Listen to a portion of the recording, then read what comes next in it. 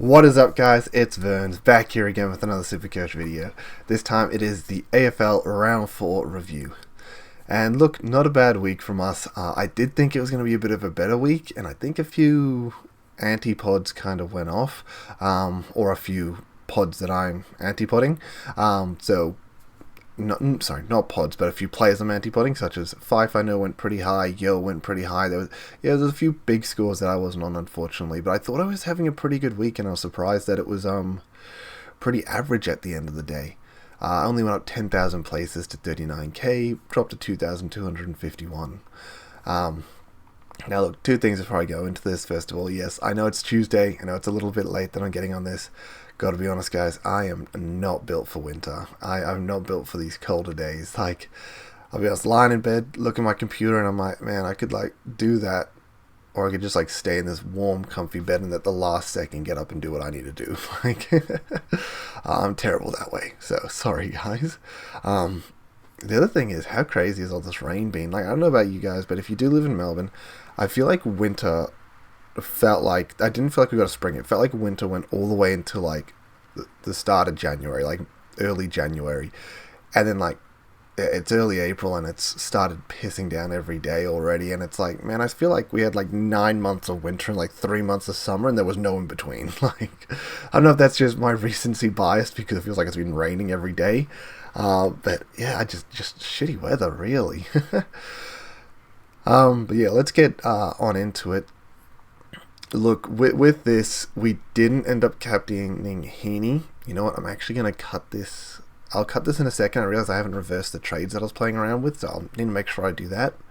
But look, I hope that you guys listen to me. Obviously, I mentioned that the easiest thing to do was Heaney, because you want to captain Heaney, so it's hard to VC anyone before him. So VC Heaney, and then as I mentioned, we have Caulfield as a loop, so we could easily get onto the Heaney VC into if it fails. And then obviously we brought in Jack Steele because I said, hey, that man's going for 150. So look, we knew that we had Steele for a massive one, Heaney for a massive one, and English for a massive one. And look, I don't know about you guys, but I love a cheeky pod, and maybe I got a little bit too caught up in the thought process here, but I thought, hey, I'm bringing in McGovern. Lawston just dropped a 160 plus on Sydney, who honestly don't have the best tall forward line. They are, I think, a bit prone to giving up intercept marks in there. Unfortunately, in this game, as the commentators were sort of saying, it's like Sydney would like get a possession, put their eyes up, see where McGovern was, and then kick in another direction. And yes, I did take a punt and put a VC on McGovern. It was going to be super left of field, probably the only guy with the VC on McGovern, and if he went massive and Heaney flopped, it was going to be massive, a massive play. But obviously Heaney came good, and probably like 60% of the competition had a C or VC on him, and kind of got punished in that aspect, because ended up putting the C on English, who, look, 48 points less.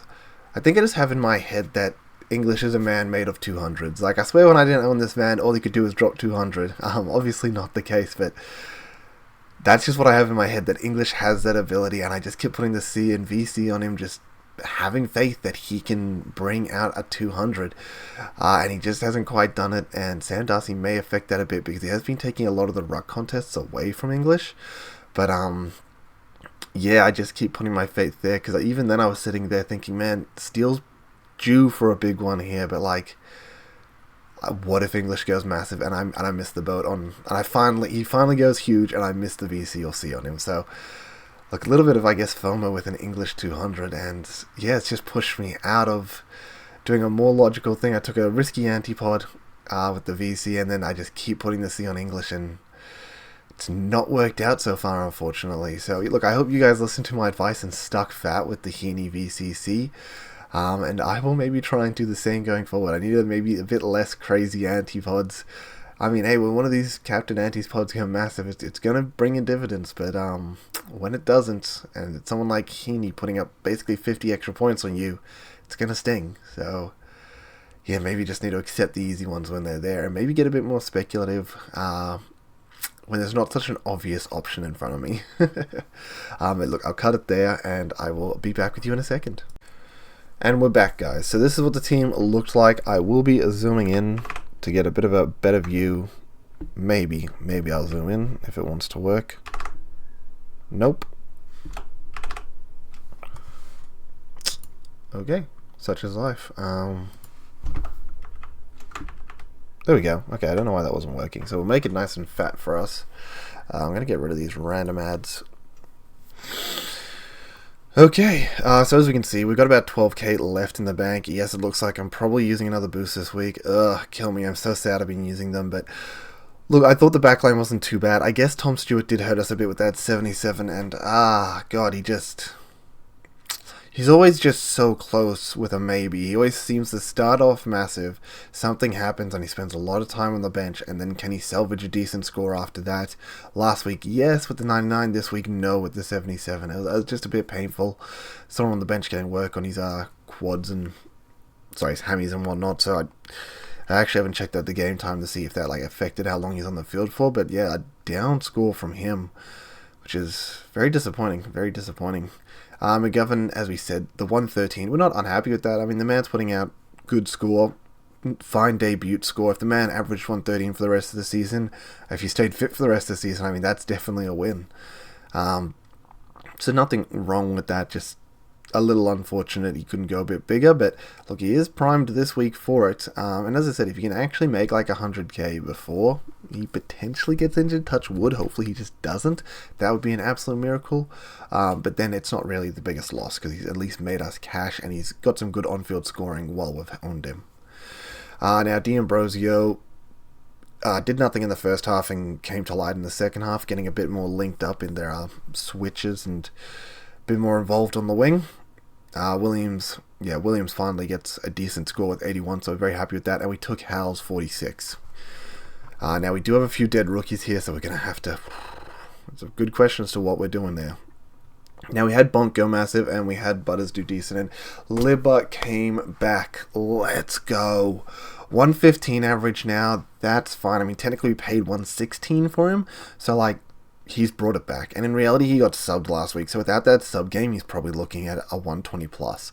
Now, if you ask me the question, Libba doesn't get subbed last week, but he only drops a 120 this week. Would you take it? You know what? That would be fine. I mean, if he ends up having an underperforming game because he didn't get that little bit of extra rest, if maybe he was really sore, I don't actually know if I believe that from Bevo, but he ended up injuring himself in that final fourth. There was much worse scenarios, I guess, for that fourth quarter against Eagles than him getting scaled up to a 98 and then coming out with a 155 this week. So Libba, what a gun. Absolutely stoked with that, and that's why I picked him up, because we believe in him. We know he's a gun, and as we said last week, he was tracking for a 130 probably plus and got subbed. As I said, if that stopped him from getting injured, that's fine, we take that. If that's what's fueled him to get this, then I'm super happy. And this is why I thought I had a massive week. I mean, Bont 141, we had Libba 151, we have Steele 142, yes, let's go. I told you how badly I wanted Steele. I couldn't go another week without him, and we brought him in, and we got absolute dividends from that. So, if you guys followed my trend and jumped on Steele, congrats. He didn't quite get the plus 150 that I touted him for, but we take a 142 every day of the week on their debut. Matt Crouch, 97, a bit unders from him, but at the same time, this is fine. He just needs to be chipping away on the bench, maintaining a decent average, very easy, M8, and flip if need be later on. Max Holmes, 97, hit his average, bang on. Yeah, I mean, that's all I can really say there. He's hit his average, bang on. Sick. Yeah, he's just sort of doing his thing, isn't he? Just doing his thing. Roberts, 80, very happy with that. Sanders, 82, very happy with that. And we benched McKercher. Once again, if you watched me last week, I talked about how McKercher was definitely a benched coming into this Norwood Oval game, because if he's playing behind the ball, it's not a game that's suited for them. And yeah, we ended up winning rookie roulette in that case, which was really nice. I mean, technically in the forward line, Wilson over Cadman was 8 extra points, but you know what? I still take this as a win. We got the right rookies on field in the midfield, which was an extra 20. And then Clark got subbed. Clark is maybe close to the chopping blocks. I don't know how long he's lasting in this Geelong midfield, and if he can play a little bit more, maybe we just let him be a slow burn. It's so unfortunate we ended up starting like a Clark over like a Carroll or a Sharp, who have been explosive, especially a Sharp. I guess it's another one that it's like, hey, if you had a Sharp on field, like, damn, congrats, like, you just got massive dividends from that. And what a miss. Like, these could be very painful misses, having Clark instead of Sharp. Like Sharp's gonna make so much money, and those that are on him, huge.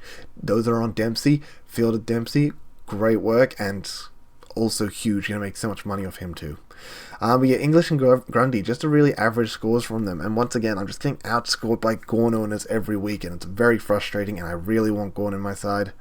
But I just don't know when I can make that happen. There's too many people I want in my side, and it's just, I just don't know when I'm going to be able to make it happen. Heaney, yeah, went ballistic. Already talked about that. I mean, just unfortunate that I didn't see VC him, but you know what? At least we're on top of him. Pal, 73. Starting to wonder if it was really worth making this move to get Pal in with these two pretty poor scores we've gotten from him. Honestly, like, we ended up moving Nick Martin to Pal. Remember that.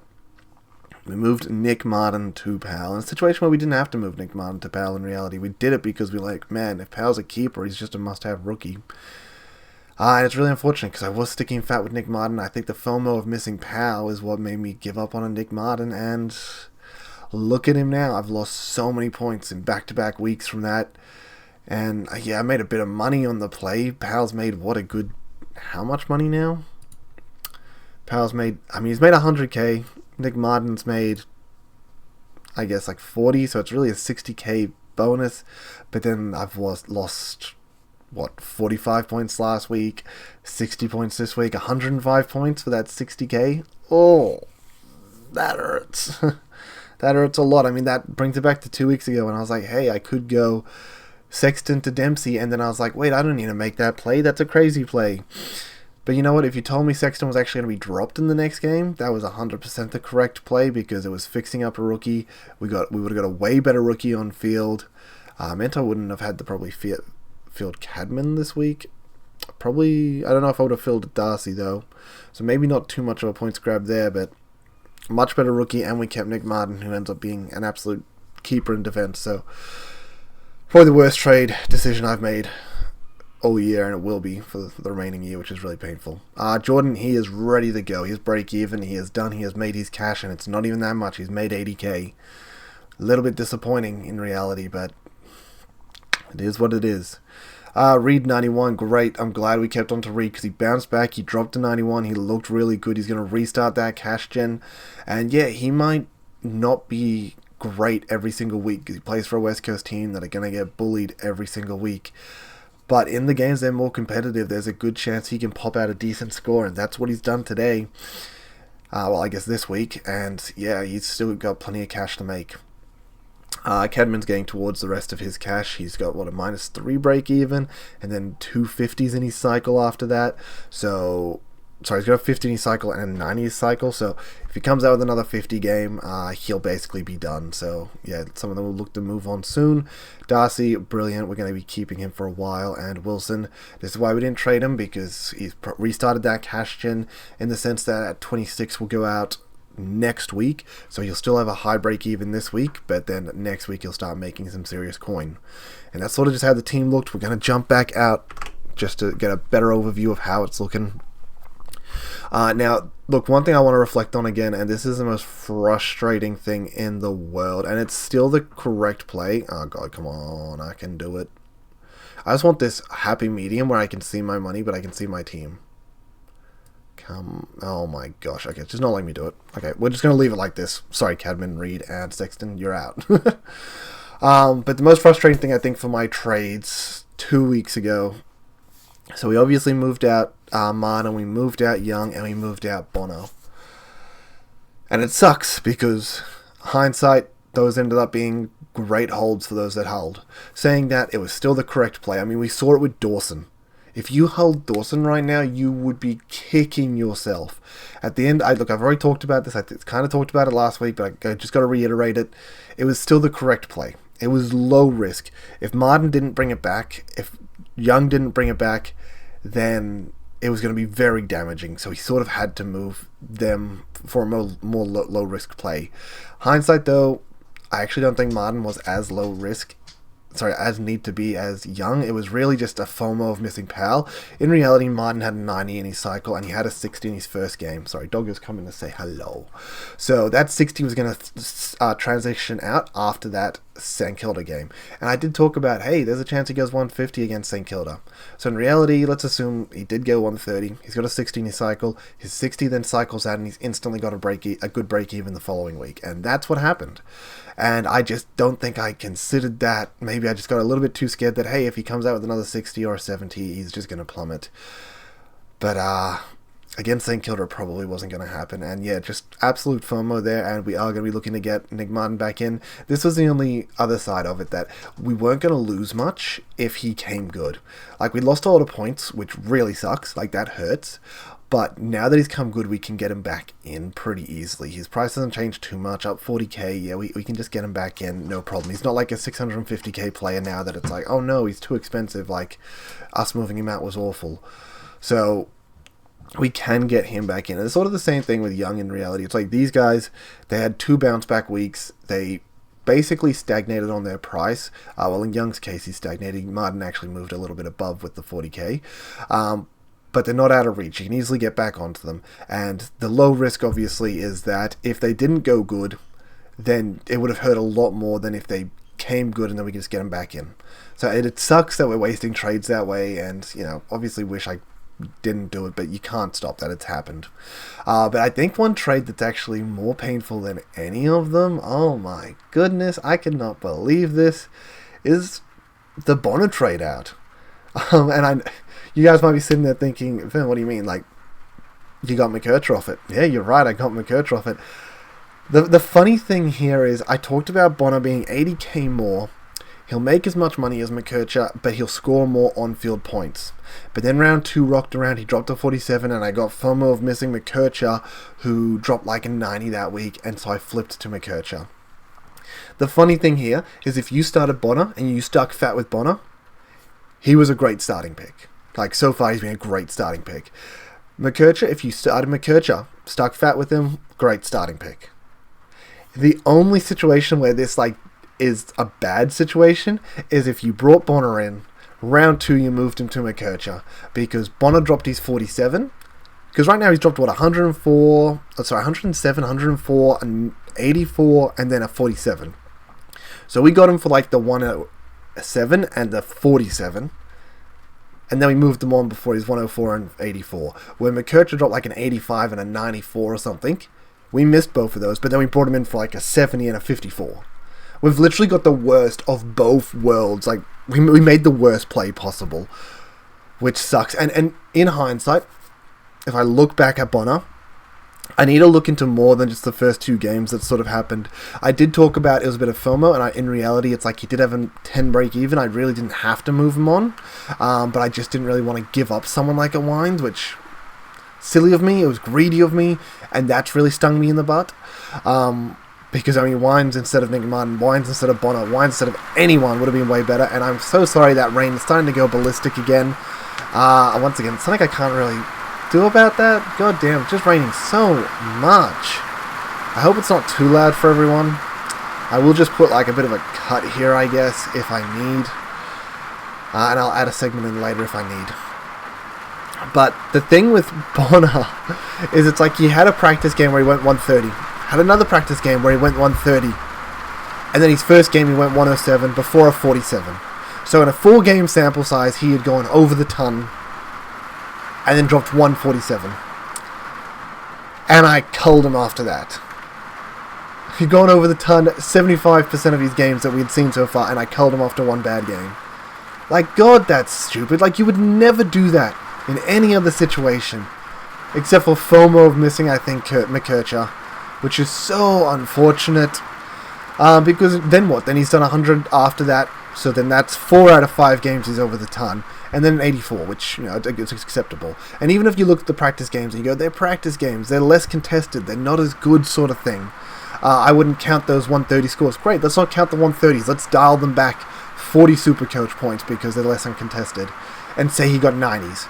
that's still good enough that I should have been holding him. Like, it's frustrating in hindsight that Bonner was actually a great starting pick. Debatably a better starting pick than McKercher because he scored more total points than McKercher. So he did McKercher's job of being a better on-field option. And because of his break-even currently, and McKercher having a 40 break-even, I think Bonner has like a 3, he's going to make as much, if not more, money than McKercher. So our starting team was actually just better, boys. It was actually just better. And I made 3 trades that ruined it. And a lot of these are all pod plays too. And if I stuck fat with those pod plays, we would have been premium. And instead I bailed on them. And I got the worst of all worlds. And right now my trades have just not been good. Well, at least that week wasn't. This week actually pretty good. McGovern and Steele, pretty good. But yeah, it's just a bit unfortunate that one week that I blew up the team. But let's look at this week's trades. We'll also look at this week's captain options. So, I mean, it's pretty obvious you have dogs very early in the season. Sorry, very early in the round. So you're looking at a Bont, a Libra, and English. I'm going to put it on English again. It's probably, once again, not the right play, but I just have a dream of that 200 game. And funny enough, Essendon was one of the teams he's dropped 200 on before. So, yeah, we'll take a punt there. And then I actually, as bad as this sounds, you guys are going to hate me for it, I'm thinking McGovern C. Like McGovern at Optus into Richmond. I mean, that sounds like a pretty good matchup. Richmond love a chaos ball inside, and those usually get eaten up by intercept defenders. So that's what I'm thinking. Look, I think with anyone with a reasonable brain, I guess you have a potential VC of Whitfield, but you can go at Tom Green C if you really want. If you want to go a Gawn VC into a Dog C, that's fine too. But I think a few of these are a bit harder. I don't think Hawks are actually the easiest midfield to score on. And then Port versus Freo. Both teams are being good. Once again, it's a bit hard to actually choose where to go there. And maybe you could go for Stewart and maybe, yeah. But yeah, look, what we're going to do here is we're going to set the team up for next week and we're going to get some trades in. And look, the first thing you guys are probably thinking is like, yeah, I need to get Nick Martin. And you guys are like, well, I guess you got Max Holmes there to go to Nick Martin. No, I'm holding Max Holmes, guys. I am holding that boy. He's gone north of GMHBA. Nah. This man's going the ton plus. In reality, 97 average for a guy that, was priced like 83? Like, once again, he's actually an excellent mid-pricer. It just doesn't feel it in the year so far. But I believe in him to go big. I believe in this pick. And he's on track for defense DPP. So later on when we can fix up this defense line, he can slip back for me. And as I mentioned, he can be a bit of a swing man later on if I need. I got faith in Holmes. I'm sticking fat with Holmes. And you guys, you might think, Verns, come on. But I will.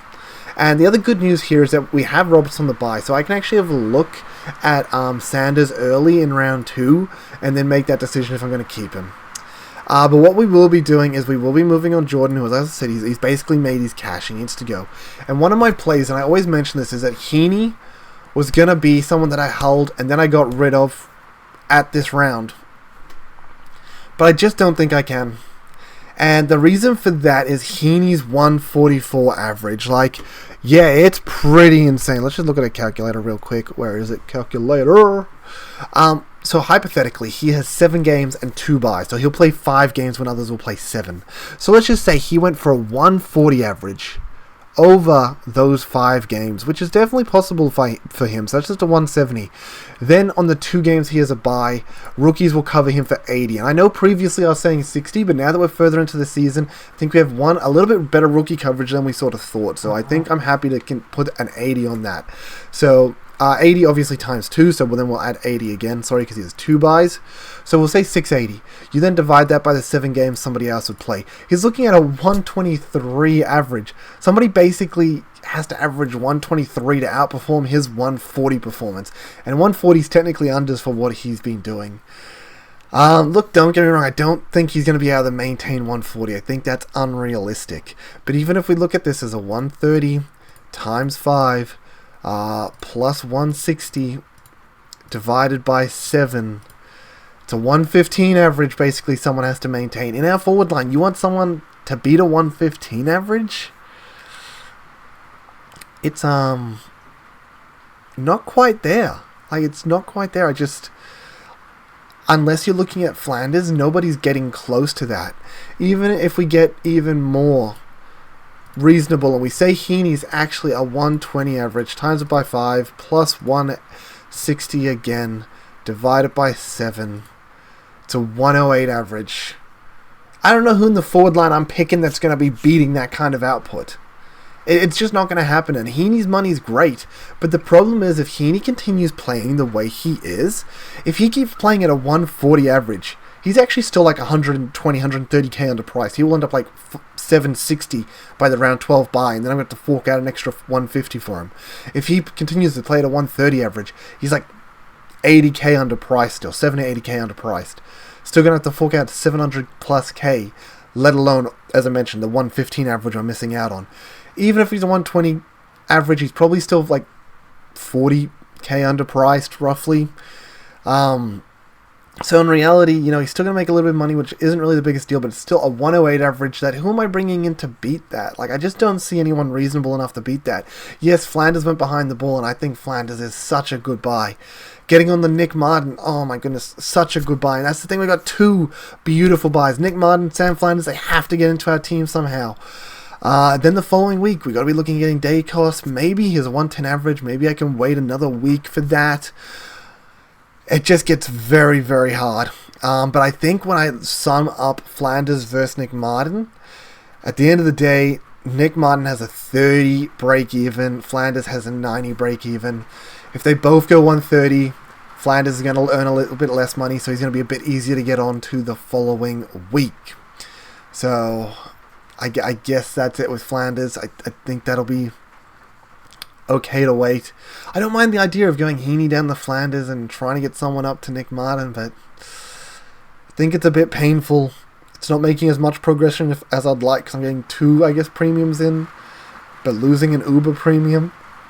I don't quite like it, so I'm going to actually stick fat with Heaney, and I just decided he's just too important. Now, I'd love to get Grundy to Gorn, but then I've got to give up on getting a Nick Martin. So I think I'm just going to stick fat with Grundy for now, and maybe just look at upgrading him later if I need to. So yeah, I'm going to look, as I said, Flanders and Nick Martin. Someone else that's definitely on my radar that I'm going to be showing you guys before we jump into it. And I think someone that you should all keep in mind as well. And you guys might think, Vern, come on, man, that you got to be memeing a little bit there. Nah, I ain't. This might seem really weird, but it's actually Stephen May. I know you guys are probably sitting there thinking, Vern, bruh, this guy's a 430k defender with an 82 average. A 3-round average of 71, so if you started him, you got absolutely wrecked. Yes, that's correct. But that's only correct because he got knocked out on 12. In reality, Stephen May went 115, 103, knocked out on 12, and then went a 98. I mean, at this current output, he's looking much closer to like a 106, 107 average. Now, I don't know if he's going to average a 106, 107. That's probably unrealistic. But at his current price tag, he's basically priced at almost 80. He's still got this 12 in his cycle for another game. So what's his break even? His break even's 137. He's probably going to lose a bunch. And look at what happens after this. They say if he goes 70, he's going to lose 30k and then be a 60 average. And then have a 60 break even. What happens if he continues to put out another 90? Puts out another 90, probably has a break even closer to like 45 or something. Maybe he loses 25, 20k. And then he's going to be looking at probably bouncing back to 500k. So this is one thing that I've mentioned before. But as much as we have rookies that could earn us 100k and then use that 100k to upgrade elsewhere, we also have these fallen premiums that could potentially make 100k and then get to a premium status, or once again just be a stepping stone at a later date. So I think Stephen May is almost a must get next week. He's also got this crazy good MCG run. He's coming in the Tigers, who, as I mentioned, give up points to defenders. Then he's got St. Kilda. He's got West Coast. Like, you gotta get Stephen May after his next game. So obviously next week he has a bye, so you don't have to plan from next game. You can plan from round 7. But I think Stephen May is actually almost a must-have by round 7. So you got to plan him into a 400k player. You got to plan that upgrade in. And once again, that's making things hard because it's like, I want Nick Martin, I want Flanders, I want Merritt as soon as possible too. I want probably to get on track as soon as possible. You just saw that Melbourne run. It's very good. I need Nick Dacos. Like, obviously we want all the premiums we can get and we just got to accept which ones we're going to get. I'm accepting Nick Martin's probably highest priority as a top 6 defender, underpriced by 100k. Sammy Flanders probably underpriced by also maybe 50 to 100k and a top 6 forward, so he's going to be my next priority. And then after that, I really want Nick Dacos, but I guess it comes down to where Nick Dacos is at. He's got a 110 in his system, 110 break even. He's got power this week. We'll see how he goes. If he puts out a good game, then he's got a bye and then he's got power. So we can wait 2 weeks on him, but that means that I'm waiting until round 7, which is when I want to get Howes as well. So I want to get Stephen May as well. So it may not be possible to get both of them at that stage. So got to take that into account. We've also got a lot of these players getting the DPP of defense, and I kind of want to flip them back. But if I'm bringing in people like May and Dacos, then there's less room for me to really flip back on-field options. But even flipping back 1 or 2, I guess, frees up better on-field options in the midfield, and Flanders obviously flipping down to the Sanders flipping down to the forward line for better forward line cover. So things will look really good once we can get that DPP. But I guess they're my targets coming up: Nick Martin, Flanders, Dacos, May. They're the top priority. Unfortunately, Gorn's going to have to wait. Petrarca's going to have to kind of wait. I kind of want to try and get onto Gorn before he versus Eagles. When was that again? Eagles round 10. I can make that happen. Yeah, I can make that happen. I can do it, I believe. But yeah, I guess enough chit-chatting about all that. We're going to jump into the actual trade. So Jordan's going out. Look, I don't know if Lazara's getting named in the team again. At the end of the day, Lazaro was moved out because, I guess the coach doesn't like him. He's not good enough. But then Sexton is in a position where his role may be gone. We had rookies come in and they looked insane. And sorry, another talking point we need to look at. Sorry, I'm going to jump back to players before I go through these trades. You guys are going to hate me for it. Like, Vern, just what are your trades? But we need to talk about important players. I'm going to look at break-evens real quick. This Clonies guy, insane. He has to be planned for. You have to either get him this week or next week. And the crazy thing was there was 4 rookies that went mental this week that you need to plan for. We have Ransom, looked very good. He had good hands. I saw him get a few good marks in that Pies game, and I thought looked quite good early, faded a bit in the mid, but then also did some pinch hit rucking and got a few good marks in contested positions. So yeah, he looks good. Will Graham looks good. We have Comben looking good and Closely looking good. So you almost have to plan to get these 4 in. Like, these 4 are basically must-have rookies. The thing that's crazy about that is it's like, we don't have enough trades for them all. If you decide, yeah, look, they're all only 1 game in, I'll give them an extra week and then I'll choose the best next week. But what happens when all of them get like a 70 score next week and you're like, damn, I need all 4. But even with a boost, I only have 3. But then do you really want to triple boost down? Triple trade down? You probably don't. You probably don't want to make a triple downgrade. You probably want to go 2 down and a 1 up next week. So then you're sitting there like, man, if I'm only getting 2 in next week, that's not going to be good. I have to cut 2 of these potentially must-have rookies. So in my opinion, I'm actually going to look to get 2 of them this week, and then that will set me up that if 2 of them are must-haves next week, I can get all 4 of these potential must-have rookies, and I can still do this 2 down, 1 up strategy. And in a weird situation, I'm kind of looking at upgrading early. I know, upgrading early, it's crazy. Now, How's break even? We're just going to put on our premium because we just want to look at these break evens. How's break even? It's 56. He's cooked. He's done. He's made his cash. Yes, he can bring it back because that 26 is about to go out of his cycle. So in reality, it's not that he's done. He'll get that 26 out next week, but he's going to be very stagnant for cash. He's not going to make too much, and I could sit there trying to milk maybe 50 more K out of Howes, and then that means I don't get Nick Martin because I don't have enough cash for him. Or I can just use him to get in a rookie that's going to be good, and then when these guys jump back to put in some coverage, I'm looking pretty Gucci from there.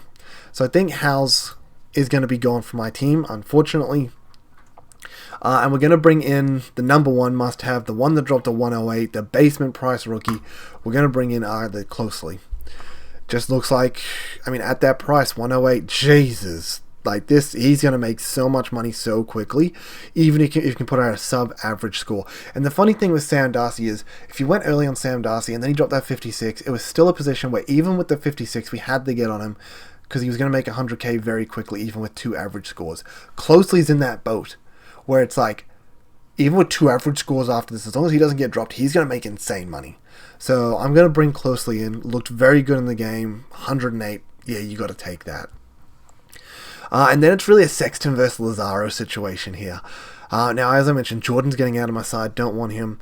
But Sexton versus Lazaro, unfortunately, with this, Lazaro has enough money on him. I would actually prefer to keep Lazaro over Sexton, because I think Sexton's never getting back in that side after what just happened this weekend. I think it's not happening. It's actually impossible. So I'm saying Sexton's out. Now, Ramsden was really good, and I really want to bring him in.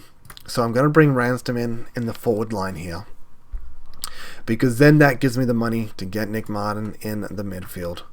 And it gives me the DPP positions actually to get him in the midfield as well. Obviously, if I put Graham in, then I can't bring him in, and I'll have to bring in a forward option. So I could look at Flanders, but I just think that it's too important to get on Nick Martin. So we're going to click Nick Martin, we're going to bring him into the side, and boom. There are our trades for the week, and it's a 2 down, 1 up. So we're kind of upgrading a week early to a degree. And this is where I talked about Roberts actually being super important here, because we're going to be looking at moving Nick Martin on field for McKercher. Boom, great. We get a look at Sanders first of all. If Sanders flops, we can easily move McKercher on field. If Sanders goes off, then we just take Sanders' score. Easy done, no problem. So that's really nice there. Closely can just go on field. We don't really need a look. Like, Caulfield's not going to do anything. He plays too early, so we'll just put him on the bench. And the other unfortunate thing is we kind of had 2 dead rookies on the bench here.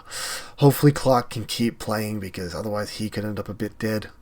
And then I think Sexton's dead, so we're kind of in a position where, oh my goodness, it's just, I'm going to zoom out one more, and I know you're going to hate me for this, but I just need to have the whole team in my view. I'm so sorry.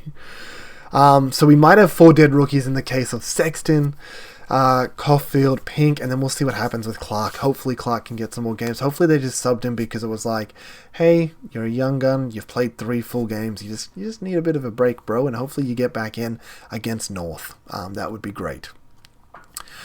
But I guess that's the team. We got a plan to kind of get Sexton out. I think, as I mentioned, we have rookies next week we want to get on to. If Comben ends up being great in this forward line, the only guys I'm going to be looking at is maybe a Clark and then a DPP up. And then I could also look at Sexton out, and Sanders can't go down just yet. But Sexton ends up being 40k up, which is a little bit annoying because I don't really want to be wasting money going up, but definitely something I can do. Graham can come in and maybe fix up a Pink. What that would stop me from doing, though, is moving out of Pink and moving out of Sexton, is it would stop me from making an upgrade because I'm just fixing up rookies at that point. And fixing rookies is good, but then it's going to stall me from doing a 2 down, 1 up sort of thing. And then the week after, it's like I need Flanders sort of next week because I want May and Dacos the following week. So next week ends up a bit awkward where I've got to sort of size that up. What do I do? If McKercher comes out with maybe another 150, is McKercher someone that goes... Sorry, another 50 score? Is he someone that maybe ends up going down? Might be a bit early, but could be an option. I mean, that would bank me 200k if I went down to a Graham. And then that 200k means that... Pink can go down to... Pink would go down to a Graham, McKercher would go down to a Comben, and then we would bring someone up like a Reed, and we get that DPP ability in our forward mid. So even McKercher going down banks 100k, maybe Pink going down puts a little bit. That maybe gives us... Pink going down gives us that 30k, so that's about 70k. McKercher maybe puts us 100k there, so maybe puts 170k in the bank. 170k, can that get me to Flanders? I mean, Flanders is going to be, 570 at that point? That means I'd have to upgrade someone that's 400k. If Powell goes very average again, maybe I just upgrade Powell to him. Which It's very annoying that I've brought players in to be getting rid of very quickly, but that could be the option. I mean, that was always the thing with Powell. Worst case scenario, here's a quick cash grab. What's his break even currently at? Actually, 70, so there's a good chance he could just stagnate in price right now. I'd love for him to come out, have a good game, drop 100, restart that cash gen and show himself as actually a forward keeper. That would be awesome, but there's a chance that he may not do that. I guess the other option is, how do I get to Flanders? Like, that's a really big question. I'm not going to be moving on Reed. I don't want to move on Roberts just yet. Maybe it's not possible to get to Flanders next week, which is very annoying because then I got to wait another week for him. And who does Flanders play the following week? So into Sydney, then West Coast. We have to at least get him before this West Coast game, you would think. I kind of wanted them before this game, but it's not happening. But yeah, I guess that's enough talking about the future. I'm just, I guess, talking about when I make my trades, I always plan for my future trades at the end of the day. It's usually not something I do on a whim where it's just, I make the trade only for this week. I think about future trades and how that's going to affect my future trades. And yeah, I've got to really plan in, how do I potentially get Flanders if I'm skipping on him? Do I take the massive anti-pod and go Heaney out this week and just pray he goes bad? I mean, he's only 40% owned. Like, he's not even that highly owned, so it's not even that much of an anti-pod. I don't think I do. I really don't think I do. Obviously, with Heaney as well, we can easily put the emergency on Darcy, and then we can flip in Wilson if we need. I was actually thinking maybe we put the emergency on Wilson, and then flip in Ramsden if we need. That might be a better option, actually. See how Darcy goes, and then put in Ramsden if we need. Now, this doesn't really matter at all. We get to see how Sanders goes, and defense doesn't really matter. So we're going to at least get a look at 23 players this week, because we have nobody in the ruck line, because of the way we're using these loops, and we should hopefully be able to get the best rookie scores out of them. But yeah, I think the team, honestly, it looks good. Like, if we look at it this week, we got really 7 what could be deemed premiums in the midfield this week coming in. We got 3 defenders that could be deemed 10, 11 with English, so we got 11 premiums. And then we're going to have 7 rookie positions hold those spots. And some of those you could even deem, I guess, mid-prices at this point. We're going to have D'Ambrosio, Williams, McKercher, or Sanders. We're going to have Reed, who's looked good. I mean, we'll have Closely, which I don't know, but it doesn't really matter because it's best of 18. And I guess that's the other thing with bringing in these speculative rookies right now, guys. Even if they're going on field for you, it's a best of 18 week, so it's not the end of the world. There's a good chance, worst case scenario, they get shuffled out. Best case scenario, their points count and they're going to make insane money and you're on them a week early. But yeah, that's enough rambling from me. I have talked a bloody lot. Way too much, as I always do. I appreciate all you for tuning in. I appreciate y'all for liking the video, for subscribing, for your consistent injections of Supercoach content directly into your YouTube feed. Make sure to follow me on X. It will be in the description down below, or join the Supercoach Hub. Once again, the Discord will be down below. I am obviously talking in there all the time. We have a consensus team that we talk through trades and we vote for, and pretty cool there. As well as just good trade talk and whatnot. I know with a few people there that they put their advice in, and I try and give it each week. Sometimes it's a bit late in the week, but we also have Scobes and Joshy helping in there too. So you get 3 different opinions on the same question sometimes, and sometimes you go back your judgment as to what you think. But there's a lot of good chatter in there, and I do think it's worth the join. But till next time, guys, I appreciate y'all. Peace. Later.